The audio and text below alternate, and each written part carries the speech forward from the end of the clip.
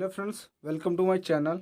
आज की वीडियो में बात करने वाले हैं BA programme 6 semester 3rd year. ठीक है फ्रेंड, पॉलिटिकल साइंस का बहुत ही इंपॉर्टेंट क्वेश्चन है फ्रेंड। वी उपनिवेशीकरण को स्पष्ट कीजिए। इससे पहले वाली वीडियो में मैंने उपनिवेश, ठीक है, उपनिवेशवाद और नौ उपनिवेशवाद के बारे में बताया था। ठीक है, नेक्स्ट वीडियो में लेके आया हूँ फ्रेंड, वी उपनिवेशीकरण को स्पष्ट कीजिए। ठीक है, तो इन तीनों चारों क्वेश्चनों को फ्रेंड आप जरूर करके जाएं, क्योंकि अभी रेगुलर वाले बच्चों में वी औपनिवेशिक के बारे में आया था, वी औपनिवेशीकरण के बारे में पूछा था। ठीक है, इसकी वीडियो भी मैंने बनाई थी अपने चैनल पे, पेपर भी मैंने अपलोड किया था रेगुलर वाले बच्चों का। अगर आपने वो नहीं देखा है तो पॉलिटिकल साइंस का जाके मेरे चैनल पर देख सकते हैं। तो इन तीनों क्वेश्चनों का उपनिवेश, उपनिवेशवाद, नौ उपनिवेशवाद और इसके बाद वी औपनिवेशीकरण, इन तीनों चारों क्वेश्चनों में ठीक फ्रेंड एक क्वेश्चन आने की संभावना रखता है। ठीक है, तो उसी को देखते हुए मैंने वीडियो बनाई है। ठीक है, आई होप आपको पसंद आएगी। तो चलिए शुरू करते हैं। तो वी औपनिवेशीकरण का अर्थ समझते हैं। तो वी औपनिवेशीकरण का अर्थ होता है कि उपनिवेश शासन का अंत हो जाता है और एक नए स्वतंत्र देश का निर्माण होता है। इस प्रक्रिया को बोला जाता है वी औपनिवेशीकरण या वी उपनिवेशवाद। ठीक है, आगे देखते हैं सरल शब्दों में। तो उपनिवेशवाद शासन का अंत और एक नए स्वतंत्र राष्ट्र का उदय। ठीक है, वी औपनिवेशीकरण को अगर हम समझते हैं फ्रेंड, तो उपनिवेशवाद शासन का अंत हो जाता है और एक नया स्वतंत्र राष्ट्र उभर के आता है, उसको बोला जाता है नौ उपनिवेशवाद। प्रस्तावना और इसका इतिहास देखते हैं फ्रेंड। तो 15वीं शताब्दी से यूरोपीय देशों ने, 15वीं शताब्दी में यूरोपीय देशों ने एशिया और अफ्रीका के कई देशों को अपना गुलाम यानी उपनिवेश बनाया था और उनको क्या कर रहे थे, बहुतायत मात्रा में क्या कर रहे थे, उनका शोषण कर रहे थे। ठीक है, जिसने सबसे ज़्यादा गुलाम बनाया था वो कौन से देश थे, यूरोपीय देश। यूरोपीय देशों के जो देश थे, यूरोपीय देश के अंदर, ठीक फ्रेंड, उसने क्या किया था, उन्होंने सबसे ज़्यादा क्या कराया था, उपनिवेश बना रखा था। ठीक है, और सबसे ज़्यादा उन्होंने किसको बनाया था, एशिया और अफ्रीका के देशों के अंदर। सबसे ज़्यादा अपना उपनिवेश यूरोपीय देशों ने सबसे ज़्यादा कहाँ बनाया था, एशिया और अफ्रीका देशों के अंदर, क्योंकि यहाँ पे क्या था, प्राकृतिक संसाधन बहुतायत मात्रा में थे। इसी को देखते हुए उन्होंने क्या किया था, इन देशों को गुलाम बनाया था। परंतु 20वीं शताब्दी में कई कारणों से उपनिवेशवाद शक्तियों का अंत हो जाता है। ठीक है, जब द्वितीय विश्व युद्ध शुरू होता है फ्रेंड, तो जो अमेरिका और सोवियत संघ उभर के आ रहे थे, दो महाशक्तियाँ, वो उन्होंने क्या किया, उपनिवेशवाद, ठीक है, उनका क्या किया, विरोध किया। ठीक है, और देश में नए मुक्ति आंदोलन भी चल रहे थे। उसके बाद यूएनओ और अमेरिका भी क्या कर रहे थे, उपनिवेशवाद का शासन का विरोध कर रहे थे। इन्हीं को देखते हुए बहुत सारे नए स्वतंत्र देश आज़ाद हो गए। ठीक है, इसके बारे में बाद में बात करेंगे, पहले समझते हैं। अंग्रेज, फ्रांसीसी तथा पुर्तगाल, ये कौन से देश थे फ्रेंड, ये उपनिवेश सॉरी यूरोपीय देश के अंदर आते हैं फ्रेंड। यूरोपीय देश के देश हैं ये फ्रेंड। अंग्रेज जैसे ब्रिटेन, फ्रांस, पुर्तगाल, डच, ये सब क्या है, इन्होंने, ठीक है, सबसे ज़्यादा उपनिवेश बनाया था। और उनको बाद में 20वीं शताब्दी में इन इन देशों को क्या करना था, अपना उपनिवेश छोड़ना पड़ा। ठीक है, इसी प्रक्रिया को क्या बोलते हैं, विऔपनिवेशीकरण। देखते हैं आगे। द्वितीय विश्व युद्ध के पश्चात यूरोपीय साम्राज्यवाद का विध्वंस की गति तेज हो जाती है। यानी द्वितीय विश्व युद्ध जब शुरू होता है फ्रेंड, तो यूरोपीय साम्राज्यवाद होता है, उनका क्या होता है, अंत हो जाता है और साम्राज्यवादी शक्ति का अंत हो जाता है। विश्व युद्ध के पश्चात तमाम नवोदित राष्ट्र अस्तित्व में आ जाते हैं। ठीक है, द्वितीय विश्व युद्ध के बाद क्या होता है, तमाम जो नवोदित राष्ट्र होते हैं, नए स्वतंत्र राष्ट्र होते हैं, वो क्या कहते हैं, अस्तित्व में आ जाते हैं। एशिया, अफ्रीका और लैटिन अमेरिका देशों में गुलामी को समाप्त कर देते हैं। ठीक है, एशिया और अफ्रीका और लैटिन जैसे अमेरिका देशों ने क्या करते हैं फ्रेंड, गुलामी को स्वीकार नहीं करते हैं। ठीक है, और एक नए स्वतंत्र राष्ट्र का उदय हो जाता है। साम्राज्यवादी राष्ट्रों की पकड़, इन राष्ट्रों की स्वतंत्रता की प्रक्रिया, ठीक है, साम्राज्यवादी राष्ट्रों की पकड़ इन देशों से छूट रही थी। जो साम्राज्यवादी देश थे यानी यूरोपीय जो देश थे, वो क्या कर रहे थे फ्रेंड, पहले उन्होंने उपनिवेश बनाया और शोषण कर रहे थे। लेकिन जब द्वितीय विश्व युद्ध शुरू होता है, तो साम्राज्यवादी जो राष्ट्र थे, उनका क्या होता है, विघटन हो जाता है। ठीक है, उनका अंत हो जाता है और जो उनके हाथ से क्या होता है, उपनिवेश छूट जाता है। ठीक है, इसी प्रक्रिया को क्या बोला जाता है, विऔपनिवेशीकरण। ठीक है, अमेरिका और सोवियत संघ ने एक कह सकते हैं कि मेन कारण, सबसे महत्वपूर्ण जो कारण है फ्रेंड, ठीक है, औपनिवेशीकरण के अंत में, वो था अमेरिका और सोवियत संघ। इन्होंने बहुत मात्रा में मदद की थी जो कमज़ोर राष्ट्र थे, जो उपनिवेश देश थे, ठीक है, उनको आज़ाद कराने में। तीसरी दुनिया, ठीक है, जब उपनिवेशवाद का जब अंत हो जाता है फ्रेंड, तो एक नया जब ठीक है, एक नया देश उभर के आता है, एक नया स्वतंत्र राष्ट्र उभर के आता है, वो क्या कहते हैं, उसको तीसरी दुनिया कहा जाता है। ठीक है फ्रेंड, तो औपनिवेशिक शक्तियों से मुक्त नौ स्वतंत्र राष्ट्रों ने गुटीय राजनीति को छोड़ दिया और अपनी नई स्वतंत्रता पहचान की और अपनी एक नई पहचान बनाई। उन्होंने क्या किया, जब वहाँ से आज़ाद हुए उपनिवेश से, जब वो आज़ादी की तरफ आए, तो उन्होंने क्या किया फ्रेंड, उस समय क्या हुआ था कि अमेरिका और सोवियत संघ आज़ादी तो करा रहे थे फ्रेंड, वो क्या कर रहे थे, उपनिवेशवाद का विरोध कर रहे थे। लेकिन वो क्या चाहते थे कि जो नए स्वतंत्र राष्ट्र अभी आज़ाद हो रहे हैं वो हमारे में शामिल हो जाएं, और शामिल होने के बाद समझते फ्रेंड उनका कैसे शोषण होता। लेकिन इस बात को भारत समझ गया था, इसने भारत ने क्या किया, गुटनिरपेक्ष आंदोलन की नींव रखी। ठीक है, और बहुत देशों को उसमें शामिल होने का प्रस्ताव भी दिया था। इसी को बोला जाता है तीसरी दुनिया। ठीक फ्रेंड, इसी कारण से नवोदित राष्ट्रों को तीसरी दुनिया भी कहा जाता है। इसी दृष्टि से कह सकते हैं कि उपनिवेशवाद के अंत ने, ठीक है, इस दृष्टि से हम कह सकते हैं कि उपनिवेशवाद के अंत ने तीसरी दुनिया को जन्म दिया। ठीक है, आगे समझते हैं। तो द्वितीय विश्व युद्ध ने फांसीवाद का उन्मूलन करने के साथ साथ यूरोप के साम्राज्यवादी देशों को भी कमजोर बना दिया था। ठीक है, द्वितीय विश्व युद्ध ने क्या, फांसीवाद और यूरोपीय जो साम्राज्यवाद देश थे उनका क्या किया था, उनको कमजोर कर दिया था, आर्थिक रूप से वो बहुत कमजोर हो गए थे। ठीक है, उदाहरण के तौर पर देखते हैं तो यूरोप के जो साम्राज्यवादी देश थे, ठीक है, जैसे यूरोप के साम्राज्यवादी देश बहुत सारे थे, लेकिन उसमें कुछ मुख्य था, जैसे फ्रांस, बेल्जियम और हॉलैंड। इन्होंने क्या किया था कि सबसे ज़्यादा उपनिवेश बनाए थे फ्रेंड। लेकिन जब द्वितीय विश्व युद्ध के दौरान क्या होता है, ये दो तीनों देश वो क्या करते हैं, जर्मनी के कब्जे में आ जाते हैं। यूरोप के जो साम्राज्यवादी देश होते हैं फ्रेंड, फ्रांस, बेल्जियम और हॉलैंड, वो क्या हो जाते हैं, जर्मनी के कब्जे में आ जाते हैं द्वितीय विश्व युद्ध के दौरान। युद्ध के दौरान उनकी सैनिक शक्तियाँ क्या होती है, कमज़ोर हो जाती हैं, और उनकी अर्थव्यवस्था भी छिन्न भिन्न हो जाती है। किसकी, यूरोपीय साम्राज्यवादी की, यूरोपीय देश की। ठीक है, सबसे बड़े साम्राज्य के स्वामी ब्रिटेन, यानी यूरोपीय देश में सबसे जो उच्च स्थान पे था ब्रिटेन। ठीक है, ब्रिटेन ऐसा एक देश था फ्रेंड, उसने सबसे ज़्यादा क्या किया था, अपना उपनिवेश बनाया था सभी देशों को। अधिकतर मात्रा में सबसे ज़्यादा ब्रिटेन ने सबसे ज़्यादा क्या किया था, उपनिवेश बनाया था। लेकिन द्वितीय विश्व युद्ध में सबसे बड़े साम्राज्यवाद के स्वामी ब्रिटेन की अर्थव्यवस्था भी युद्ध के कारण चरमरा जाती है। ठीक है, युद्ध के कारण साम्राज्यवादी शक्तियों की आर्थिक व्यवस्था नष्ट हो गई थी। अब इनमें से कोई भी देश बड़ी शक्ति न रह गया था, यानी यूरोपीय देश में जितने भी देश गुलामी, ठीक है, गुलाम बना रखे थे, अब इनकी स्थिति ऐसी स्थिति आ गई थी कि अब ये किसी देश को गुलाम बनाने की स्थिति में नहीं रह गए थे। ठीक फ्रेंड, और ये उपनिवेश चलाने में भी असमर्थ हो गए थे।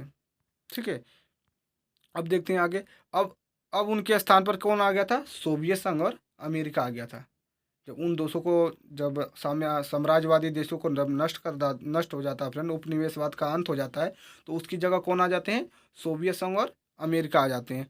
और यहीं से क्या होते हैं, विऔपनिवेशीकरण की प्रक्रिया शुरू हो जाती है। अब देखते हैं उपनिवेशवाद की समाप्ति के कारण क्या थे।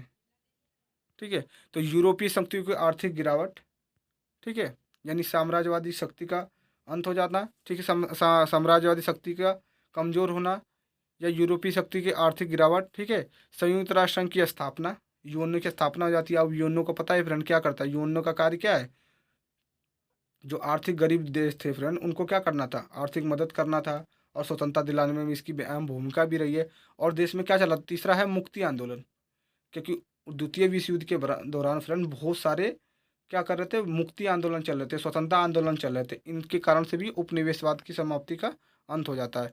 अमेरिका और सोवियत संघ की आर्थिक नीतियाँ, ठीक है, ये भी है। द्वितीय विश्व युद्ध के प्रभाव, जब द्वितीय विश्व युद्ध होता है फ्रेंड, द्वितीय विश्व युद्ध ने सबसे ज़्यादा उपनिवेशवाद को ख़त्म करने में महत्वपूर्ण भूमिका निभाई है। अब भारत की भूमिका, इन चारों पांचों को हम एक्सप्लेन करके समझते हैं फ्रेंड। ठीक है, यूरोपीय देशों की आर्थिक गिरावट, यानी साम्राज्यवादी का कमज़ोर होना, यानी जो यूरोपीय देश थे वो क्या कर रहे थे, आर्थिक रूप से कमज़ोर भी हो गए थे, और ठीक है, उनकी राजनीतिक जो ढांचा था वो भी चरमरा गया था। आगे देखते हैं। तो द्वितीय विश्व युद्ध के बाद यूरोपीय देश की आर्थिक स्थिति कमज़ोर हो गई थी। ठीक है, यूरोप के 3 साम्राज्यवादी देश फ्रांस, बेल्जियम और हॉलैंड स्वयं ही जर्मनी के कब्जे में चले गए थे, जैसे मैंने आगे बताया था आपको। युद्ध के दौरान सैनिक शक्तियाँ भी कमज़ोर हो गई थी, किसकी, यूरोपीय देश की। ठीक है, हिंद चीन और हिंद चीन युद्ध और अल्जीरिया में फ्रांस की औपनिवेशिक लड़ाइयों ने यूरोप के देशों को बहुत कमज़ोर कर दिया था। आपको पता है कि फ्रेंड उस समय कितने सारे युद्ध हुए थे। ठीक ठीक है, कितने सारे आंदोलन चल रहे थे, जैसे हिंदी चीन का युद्ध ले लीजिए, अल्जीरिया का स्वतंत्रता संग्राम ले लीजिए, ठीक है, भारत ब्रिटेन का वो ले लीजिए, ठीक है। तो बहुत सारे उस समय क्या चल रहे थे, आंदोलन चल रहे थे, और आंदोलन भी चल रहे थे और यूएनओ का समर्थन भी मिल रहा था और सोवियत संघ और अमेरिका का समर्थन मिल रहा था साम्यवादी को खत्म करने। तो 3 4 5 ऐसे कारण थे फ्रेंड जो साम्यवादी जो उपनिवेशवाद को खत्म करने में महत्वपूर्ण भूमिका निभाए थे। पहला नंबर 1 पे यूएनओ का संगठन, ठीक है, यूएनओ की स्थापना। दूसरा था अमेरिका और सोवियत संघ का मिल रहा था। और तीसरा फ्रेंड था कि सभी देशों में क्या हो रहा था, मुक्ति आंदोलन, ठीक है, चल रहे थे। इससे क्या हो रहा था, जो साम्यवादी देश थे, ठीक है, साम्राज्यवादी देश थे फ्रेंड, वो क्या कर रहे थे, कमजोर हो रहे थे। इन सभी कारणों से साम्राज्यवादी की आर्थिक अर्थव्यवस्था कमजोर हो गई थी। अब वह किसी भी राष्ट्र को उपनिवेश बनाने की हालत में न रह गया था, ठीक है, क्योंकि आर्थिक व्यवस्था से कमजोर हो गया था, उसके सैनिक मारे गए थे फ्रेंड। तो यूरोप को सबसे ज़्यादा द्वितीय विश्व युद्ध में हानि होती है, ठीक है, राजनीतिक, आर्थिक और सैन्य शक्ति में, ठीक है। और इसके पास पैसा धन भी नहीं रहता, सैनिक शक्ति भी नहीं रह सकती, तो क्या वो दूसरे देश को गुलाम नहीं बना सकता था। इस तरह से वो बहुत उसको नुकसान हुआ था। दूसरा देखते हैं मुक्ति आंदोलन। द्वितीय विश्व युद्ध के दौरान फ्रेंड बहुत सारे मुक्ति आंदोलन चल रहे थे, ठीक है। उसमें उसी दौरान द्वितीय विश्व युद्ध के दौरान ही हमारा देश आज़ाद भी हुआ था 1947 में फ्रेंड। तो सभी उपनिवेश राष्ट्रों में साम्राज्यवाद के खिलाफ विरोधी आंदोलन की एकजुटता का चिंतन उभर के आने लगा। जो सभी उपनिवेश राष्ट्र थे, यानी जो गुलाम राष्ट्र थे, उनमें क्या हो रहा था, साम्राज्यवाद के खिलाफ विरोधी आंदोलन की एकजुटता, ठीक है। जो सभी उपनिवेश राष्ट्र थे वो साम्राज्यवाद के खिलाफ क्या कर रहे थे, विरोध कर रहे थे, ठीक है, आंदोलन कर रहे थे, एकजुटता कर रहे थे, संगठन बना रहे थे कि हम क्या कर रहे हैं, अब हम साम्राज्यवाद का, ठीक है, विरोध करेंगे, अब हम उसके गुलाम नहीं रहेंगे इनका, ठीक है। अब कोई भी उपनिवेश राष्ट्र किसी भी देश का गुलाम नहीं रहना चाहता था। जो उपनिवेश देश थे तो अब क्या कर रहे थे, साम्राज्यवाद देश का, ठीक है, अब वो गुलाम नहीं रहना चाहते थे, क्योंकि समर्थन मिल रहा था, किसका मिल रहा था, यूएनओ और अमेरिका का समर्थन मिल रहा था, और बाकी देश जो आंदोलन चले थे उनका भी समर्थन मिल रहा था। तो इनसे क्या हुआ, उनको साम्राज्यवाद को ख़त्म करने की एक भावना उत्पन्न हुई। सभी के अंदर स्वतंत्र राष्ट्र की भावना जागृत हो गई थी। प्रत्येक राष्ट्र के स्वतंत्रता आंदोलन ने दूसरे देश के स्वतंत्रता आंदोलनों का समर्थन दिया, क्योंकि अलग अलग जगह से क्या हो रहे थे, आंदोलन उठ रहे थे। भारत से आंदोलन उठ रहे थे, ब्राज़ील से, तो अमेरिका, ठीक है, जो लैटिन अमेरिका से और अफ्रीका, मतलब बहुत जगह से क्या हो रहे थे, आंदोलन शुरू हो गए थे, ठीक है, यूरोपीय देश के खिलाफ। तो एक जो आंदोलन था वो दूसरों को क्या कर रहा था, प्रोत्साहन कर रहा था, ठीक है, आगे बढ़ाने की भावना दे रहा था आगे की। यहाँ से आंदोलन चल रहा, वहाँ से आंदोलन चल रहा, तो एक दूसरे आंदोलन का क्या कर रहे थे, दूसरे आंदोलन समर्थन कर रहे थे। और समर्थन के कारण से ही फ्रेंड, आंदोलन के कारण से ही क्या हुआ, साम्राज्यवादी का अंत हो गया। उदाहरण में देखते हैं 1946 में इंडोनेशिया, ठीक है, इंडोनेशिया पे किसका था, डचों का क्या था, शासन था। लेकिन 1946 में इंडोनेशिया ने डच को वहाँ से भगा दिया। 1947 में ले लीजिए, भारत और ब्रिटिश सरकार के खिलाफ विभिन्न आंदोलन हुए। अल्जीरिया में फ्रांस के खिलाफ आंदोलन हुए। तो बहुत आंदोलन हो रहे थे उस समय, ठीक है, बहुत देशों से आंदोलन हो रहे थे। बाकी यूएनओ का सपोर्ट मिल रहा था, अमेरिका का सपोर्ट मिल रहा था, ठीक है, रूस का सपोर्ट मिल रहा था। तो इन्हीं 4 5 कारणों से क्या हुआ, साम्यवादी का अंत हो गया, यानी साम्राज्यवाद का अंत हो गया। पांचवा देखते हैं, अल्जीरिया में फ्रांस के खिलाफ आंदोलन भी हो रहे थे। आपको पता है अल्जीरिया में भी फ्रांस के खिलाफ आंदोलन हुए। इन सभी मुक्ति आंदोलनों ने एक दूसरे के साथ आंदोलन को समर्थन किया, ठीक फ्रेंड। तीसरा देखते हैं, संयुक्त राष्ट्र की स्थापना। संयुक्त राष्ट्र की स्थापना से क्या हुआ था, औपनिवेशिक शासन का अंत हो गया था। इसकी भूमिका देखते हैं, संयुक्त राष्ट्र की क्या भूमिका रही है मुक्ति कराने में। तो संयुक्त राष्ट्र संघ ने साम्राज्यवाद को समाप्त करने में एक महत्वपूर्ण भूमिका निभाई, यानी यूरोपीय देश के जो उप शासन को समाप्त करने में संयुक्त राष्ट्र यानी यूएनओ ने बहुत महत्वपूर्ण भूमिका निभाई थी।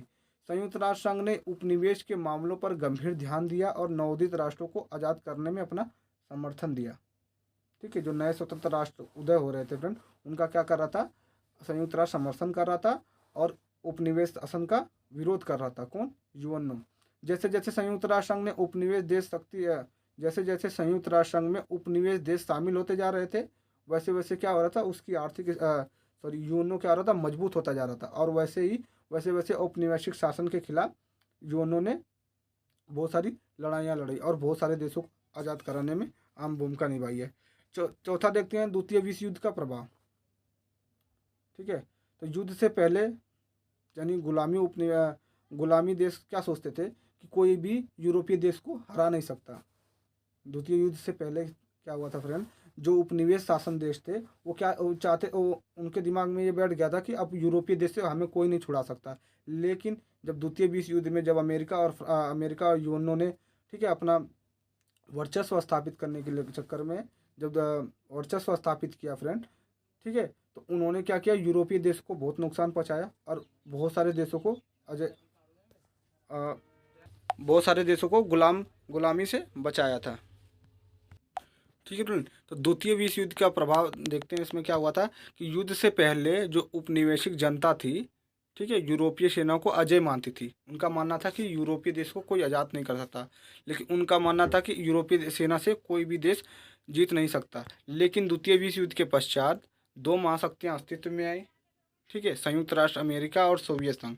इन दोनों महाशक्तियों ने उपनिवेशवाद को समाप्त करने पर बल दिया और कई नए स्वतंत्र राष्ट्रों को आज़ाद कराया। तीसरा देखते हैं, विश्व युद्ध में शामिल एशिया और अफ्रीका के लोग अब सामाजिक एवं राजनीतिक रूप से जागरूक हो रहे थे। जब देखा कि यूरोपीय देशों का, ठीक है, विरोध कर रही है अमेरिका और सोवियत संघ, तो जो उसमें शामिल जो देश थे एशिया और अफ्रीका के देश, वो भी क्या करने लगे, यूएनओ और अमेरिका का समर्थन करने लगे। ठीक है, किसके खिलाफ, सोवियत उपनिवेशवाद को ख़त्म करने के खिलाफ। ठीक है फ्रेंड, उन्होंने भी उपनिवेशवाद को समाप्त करने के लिए कई मुक्ति आंदोलन चलाए। ठीक है, आगे देखते हैं भारत की भूमिका।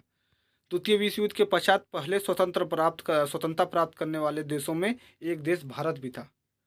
ठीक फ्रेंड, भारत का स्वतंत्रता आंदोलन एशिया और अफ्रीका जैसे देशों में प्रेरणा का स्रोत बन गया था। क्योंकि सबसे पहले जो एशिया देश में सबसे पहले कौन आज़ाद हुआ था, भारत आज़ाद हुआ था। ठीक है, तो एशिया एक आंदोलन हुआ। ठीक है, एक संगठन सम्मेलन किया गया, एशिया सम्मेलन। ठीक है, एशियाई आंदोलन सम्मेलन किया गया। ठीक है, जिसमें भारतीय स्वतंत्रता आंदोलन के नेताओं ने सभी एशिया के देशों को इकट्ठा किया। ठीक है, और आंदोलन का समर्थन देने को कहा। ठीक है, और देशों को मुक्ति कराने का लिए जो भारतीय सेना थी, भारतीय स्वतंत्रता जो सेनानी थे, जो नेता थे, उन्होंने क्या किया, एक मीटिंग की, एशिया के देशों को सबको बुलाया और कहा कि अब कोई भी देश किसी का गुलाम नहीं रहेगा, हमें ज़्यादा से ज़्यादा आंदोलन को समर्थन देना चाहिए। ठीक है, यह सम्मेलन एशिया का एक नई शक्ति के रूप में उदय हो रहा था। ठीक है, भारत अपनी स्वतंत्रता के लिए लड़ने वाला, यानी स्वतंत्र भारत अपनी स्वतंत्रता के लिए लड़ने वाला सभी देशों के लिए शक्ति का स्रोत बन गया था। ठीक है, जब भारत में बहुत आयत मात्रा में जब आंदोलन हुए, जब भारत आज़ाद हो गया, तो उसको देखते हुए जो एशिया के और भी देश थे, उन्होंने जब भारत के स्वतंत्रता के बारे में पता चला उन्हें, तो उन्होंने क्या किया, उन्होंने भी आंदोलन शुरू कर दिया और भारत से, ठीक है, उसे समर्थन करने का प्रस्ताव रखा। ठीक फ्रेंड, तो यही था टॉपिक। ठीक है, आई होप आपको समझ में आया होगा। अगर आपको वीडियो अच्छी लगी हो तो लाइक करें, शेयर जरूर करें अपने दोस्तों के साथ। ठीक है, मिलते हैं नेक्स्ट वीडियो में, तब तक के लिए जय हिंद।